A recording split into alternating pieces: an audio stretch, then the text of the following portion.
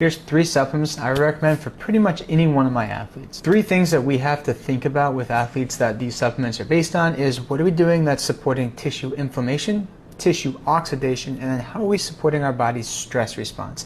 Because at the end of the day, if we're training for a high-level athletic event, we've got to put a lot of extra stress on our body, both physically and mentally, so we've got to make sure that we're dealing with that stress appropriately. First supplement that deals specifically with stress support is going to be something like ashwagandha. This is an adaptogenic herb, which means that it will support your body's ability to do what it needs to do and adapt and respond to those stressors. Number 2 is going to be something like turmeric. Now this is going to help support inflammation. Anytime we're dealing with inflammation with athletes, we've got to look at a couple different things. Number 1 is that the acute inflammatory response immediately after a workout is going to be part of that healing response. That's not something that we want to suppress. If we do that, we could limit our athletic gains. So if we're going to take something like turmeric, we want to take it not around workouts or away from workouts. And this is going to help more with that long-term chronic inflammatory response as an adaptation to potentially overtraining.